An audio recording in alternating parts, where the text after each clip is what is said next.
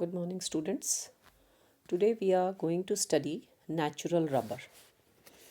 Natural rubber is obtained from the latex of rubber tree, Hevia brasiliensis.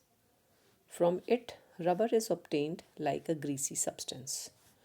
जो natural rubber हमें प्राप्त होती है वो रबर ट्री हेविया ब्रासिलिनेसिस जो ट्री है उसके रस से या उसमें से जो दूध जैसा मटेरियल निकलता है उससे हम नेचुरल रबर की प्राप्ति कर पाते हैं।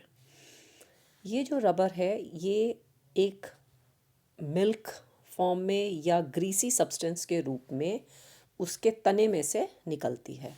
The stem of rubber tree, और ये प्राप्त कैसे होती है? स्टेम ऑफ रबर ट्री यानी तना जो है उसमें एक कट लगा दिया जाता है और उसके साथ एक बकेट अटैच कर दी जाती है जिसमें कि ये लेटेक्स जो है वो कलेक्ट हो जाता है।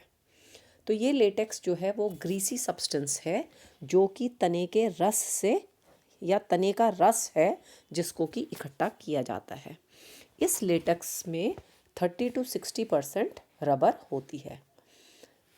In addition to this, it contains 0.3% of protein and 0.25% of sugar. यानी ये लेटेक्स जो है इसमें 30 to 60% रबर है, बाकी 0.3% प्रोटीन का भी है और 0.25% शुगर का भी है। This latex is collected into cups and solid rubber is obtained from it.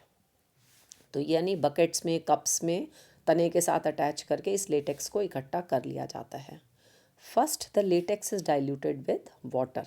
तो पहले उसका डाइल्यूशन कर लिया जाता है पानी के साथ और फिर उसका कोएगुलेशन कर लिया जाता है एसिटिक एसिड 1% एसिटिक एसिड के साथ।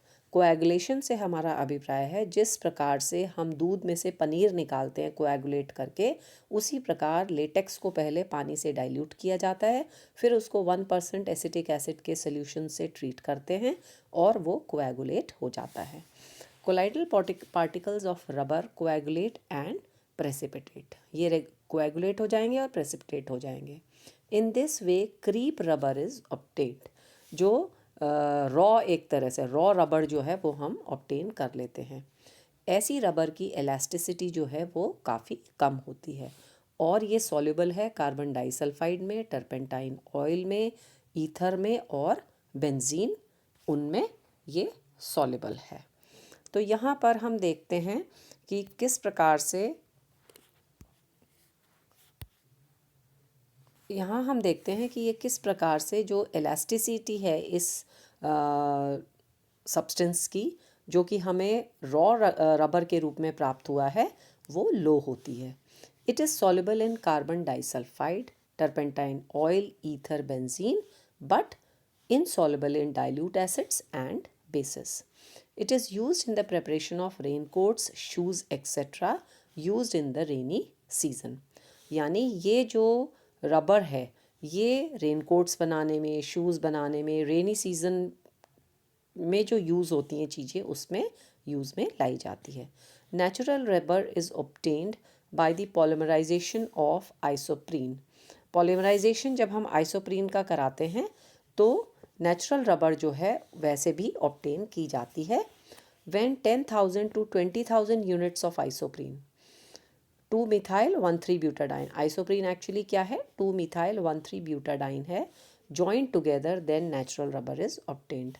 तो बेसिकली 10,000 to 20,000 यूनिट्स आइसोप्रीन की जब एक पॉली चेन बनाती हैं तो वो एक्चुअली नेचुरल रबर होता है।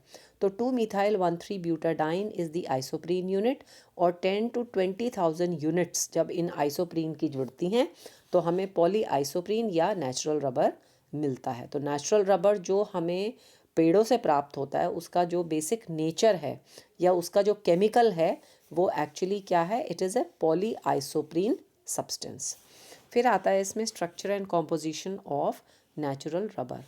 On destructive distillation of rubber यानी isoprene is obtained as a main product. तो डिस्ट्रक्टिव डिस्टिलेशन जब रबर का किया जाता है तो आइसोप्रीन जो है वो मेन यूनिट के रूप में हमें प्राप्त होता है। इसका अभिप्राय ये है कि ये आइसोप्रीन की यूनिट्स जुड़कर नेचुरल रबर बना रही हैं। When isoprene is heated with concentrated HCl, जब इसको कंसनट्रेटेड HCl के साथ हीट किया जाता है तब रबर जैसा सब्सटेंस जो है वो ऑब्टेन कर लिया जाता है। Molecular weight of natural rubber is nearly between 50,000 to 30 lakhs। तो जब इसका आइसोप्रीन को हीट किया जाए कंसनट्रेटेड HCl के साथ तो रबर लाइक सब्सटेंस ऑब्टेन किया जाता है, जिसका कि मॉलिक्यूलर वेट यानी नेचुरल रबर का जो मॉलिक्यूलर वेट है वो 50,000 से 30 lakhs तक की रेंज में है। Rubber behaves like an alkene. Rubber का जो बिहेवियर है वो एल्कीन के रूप में होता है। For example, on it's each carbon 5 unit 1 mole of hydrogen, chlorine, hydrogen chloride और ओजोन एक्सेट्रा में बी एडेड। यानी रबर का एल्कीन की तरह बिहेवियर किस प्रकार से शो होता है कि यदि कार्बन 5 की जो यूनिट है उस पर हम 1 मोल हाइड्रोजन, क्लोरीन, हाइड्रोजन क्लोराइड या ओजोन को ऐड करना चाहें तो वो ऐड हो जाते हैं। All these fact show that natural rubber is a linear polymer of ice. तो ये जो प्रॉपर्टी है ये इनका एडिशन हाइड्रोजन का, क्लोरीन एक्सेट्रा का नेचुरल रबर में ये शो करता है कि वो एक लीनियर पॉलीमर है आइसोप्रीन का। From the diffraction pattern of stretched rubber it has been shown that Hevia rubber is formed by the 1,4 addition of isoprene unit in head to tail manner। इसका मतलब ये जो रबर हमें प्राप्त होता है इसमें 1,4 एडिशन होता है आइसोप्रीन यूनिट्स का, और किस मैनर में होता है, हेड टू टेल एडिशन होता है। हेड टू टेल से हमारा अभिप्राय है कार्बन एटम ऑफ एक isoprene unit combines with carbon 4 carbon atom of other isoprene. यानी 2 आइसोप्रीन यूनिट्स जब कंबाइन करती हैं तो एक का कार्बन 1 यानी C1 दूसरे के C4 से जुड़ता है। यदि C1 1 से जुड़े तो ये हेड हेड कॉम्बिनेशन, या C4 से जुड़ा तो टेल टेल कॉम्बिनेशन, पर 1,4 जुड़ रहा है तो हेड टू टेल कॉम्बिनेशन कहलाएगा। By the 1,4 addition of isoprene units 2 type of isomers generate होते हैं। सिस फॉर्म भी जनरेट होगा और ट्रांसफॉर्म भी जनरेट होगा। क्योंकि इसमें डबल बॉन्ड प्रेजेंट है इसलिए ज्योमेट्रिकल आइसोमेरिज्म ये शो करेगा। तो नेचुरल रबर जो है वो सिस आइसोमर है whose structure can be shown as follows. तो जो हमारा poly isoprene structure natural rubber का है वो एक सिस आइसोमर है। अनदर पॉलीमर फाउंड इज़ जो नेचर में पाया जाता है वो बलाटा है या गटापार्चा कहलाता है, जिसमें कि ट्रांस टाइप का कन्फिग्रेशन है आइसोप्रीन यूनिट का। तो नेचुरल रबर और गटापार्चा एक्चुअली नेचुरल रबर ही हैं, लेकिन ये 2 अलग अलग आइसोमर्स हैं। नेचुरल रबर सिस आइसोमर है जबकि गटापार्चा जो है वो कैसा आइसोमर है, ट्रांस आइसोमराइज है। तो दोनों आइसोप्रीन से प्राप्त हैं, लेकिन जो नेचुरल रबर है वो सिस आइसोमेरिक फॉर्म में है, गटापार्चा जो है वो ट्रांस आइसोमेरिक फॉर्म में है। फिर आता है इसमें वल्केनाइजेशन। वल्केनाइजेशन का क्या अभिप्राय है? Refined product can not be obtain from natural rubber because it is less elastic and has low tendency to repel water. अब यदि हम नेचुरल रबर के बारे में बात करते हैं तो उसमें इलास्टिसिटी भी कम होती है और जो पानी को रिपेल करने की टेंडेंसी होती है वो भी कम होती है। On heating it becomes very soft. यानी अगर हम इसको गर्म करते हैं तो ये बहुत ही मुलायम हो जाता है, और मुलायम होने के साथ साथ इसकी फ्लेक्सिबिलिटी भी बढ़ जाती है और ये चिपकावा हो जाता है। तो इन प्रॉपर्टीज़ को ओवरकम करने के लिए tensile strength is also low. ऐसे में इसकी टेंसाइल स्ट्रेंथ जो है वो भी कम है। इन चीज़ों की ये प्रॉपर्टीज़ को ओवरकम करने के लिए 1839 में चार्ल्स गुडईयर ने सजेस्ट किया कि अगर हम नेचुरल रबर को हीट करें किसके साथ, सल्फ़र के साथ, तो इसकी प्रॉपर्टी जो है वो चेंज हो जाएगी। तो यानी नेचुरल रबर क्योंकि कैसा है, वो लेस इलास्टिक है, लो टेंडेंसी है रिपेल करने की, उसमें पानी में हीट करें तो सॉफ्ट हो जाता है, फ्लेक्सिबल होता है, चिपका हुआ होता है, तो उस और टेंसाइल स्ट्रेंथ भी कम होती है। तो इस चीज़ को ओवरकम करने के लिए गुडईयर ने कहा कि अगर हम इसको नेचुरल रबर को सल्फ़र के साथ हीट करते हैं तो इनकी प्रॉपर्टीज़ में चेंजेस आएगा। तो molecules of poly isoprene react with sulphur so as to form the sulphur bridges, और क्रॉस लिंकिंग जो है वो हो जाती है। डबल बॉन्ड डिस्ट्रॉय हो जाता है सल्फ़र के कॉम्बिनेशन से। तो इस प्रकार जो मॉलिक्यूल है आइसोप्रीन की जो यूनिट्स हैं अगर सल्फ़र के साथ रिएक्ट करी जाएं तो यहाँ पर एक बॉन्ड बन जाएगा बिटवीन द कार्बन एटम्स, जिसकी वजह से क्या होगा, जो डबल बॉन्ड की लिंकेजेस हैं वो टूट जाएगी। तो क्रॉस लिंकेजेस सल्फ़र से हमें प्राप्त हो जाता है। This process continues until when all double bond converted into single bond. तो ये जब इसका वल्केनाइजेशन होता है या सल्फर का एडिशन होता है, ये तब तक होता रहता है जब तक कि सारे डबल बॉन्ड्स जो हैं सिंगल बॉन्ड में परिवर्तित होकर क्रॉस लिंकेजेस बना लेते हैं।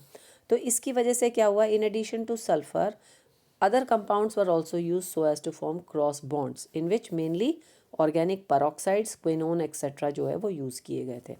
Tensile strength of vulcanised rubber is more, hard हो जाता है, नॉन इलास्टिक हो जाता है, थर्मल रेजिस्टेंट हो जाता है, कम घिसता है, लेस एब्रेसिव हो जाता है और अनएफेक्टेड हो जाता है केमिकल रिएक्शन से। तो सल्फ़र के एडिशन से जो हमें रबर की प्राप्ति होती है उस प्रोसेस को हम वल्केनाइजेशन का प्रोसेस कहते हैं।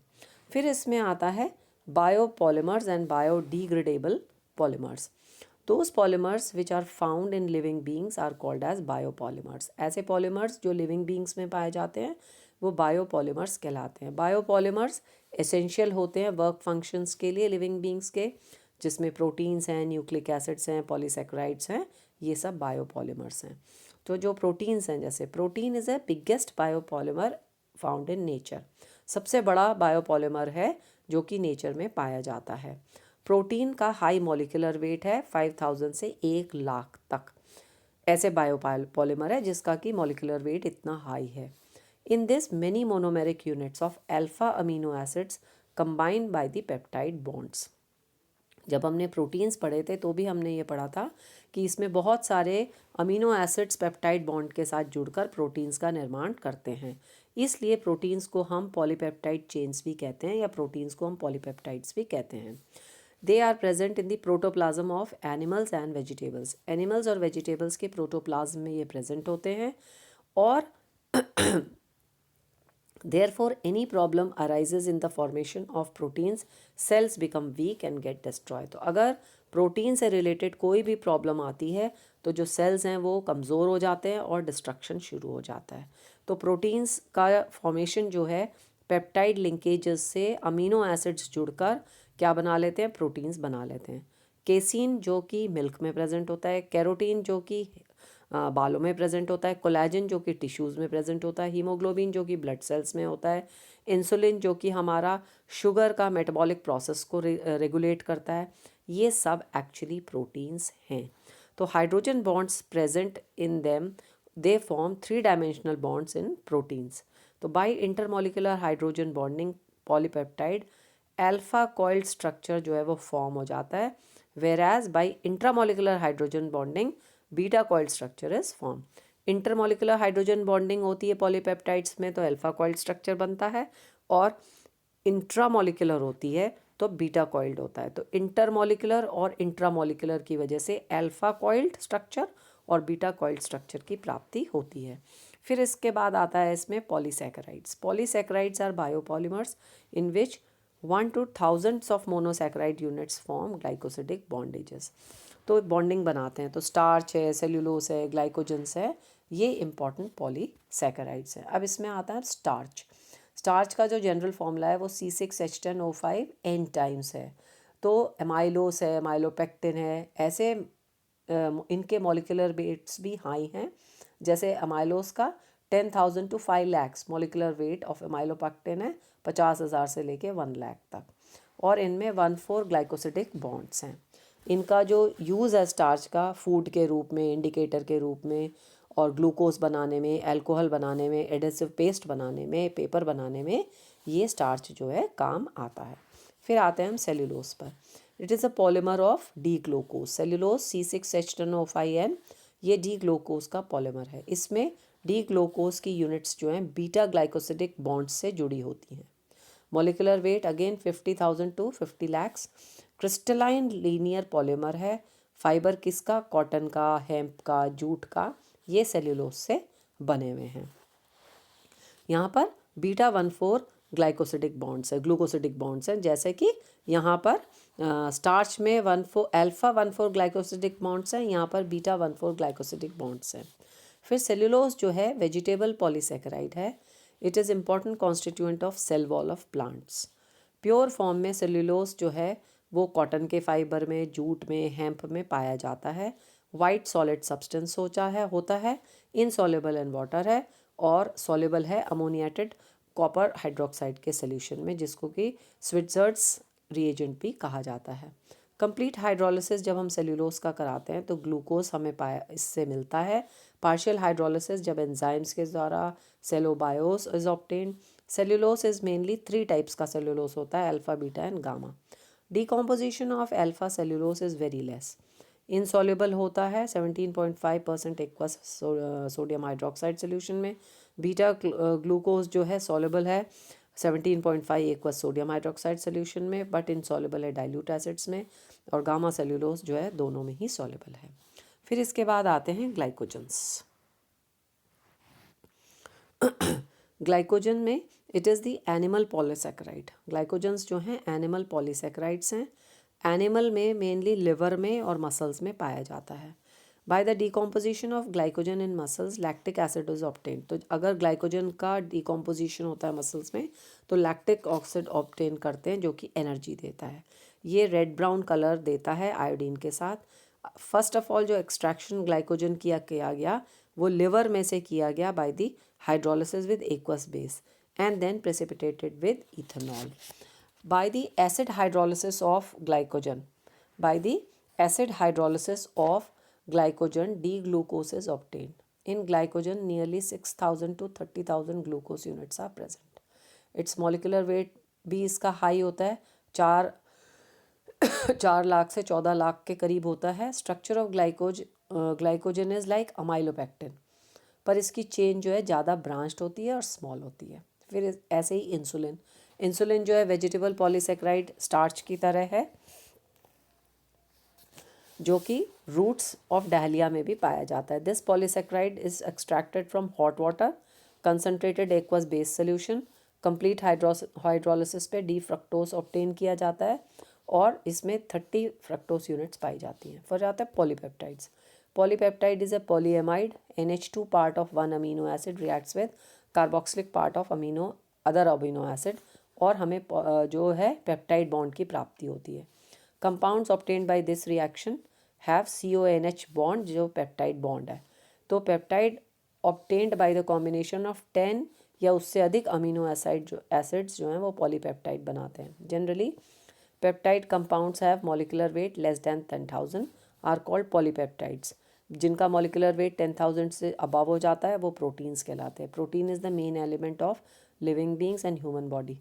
इन एडिशन टू खाना मतलब फूड के अलावा प्रोटीन्स जो हैं क्लॉथ इंडस्ट्री में, सिल्क सिंथेसिस एक्सेट्रा में भी काम में लाए जाते हैं। तो प्रोटीन्स जो हैं वो हमारी बॉडी के एक इम्पॉर्टेंट पार्ट हैं। Thank you.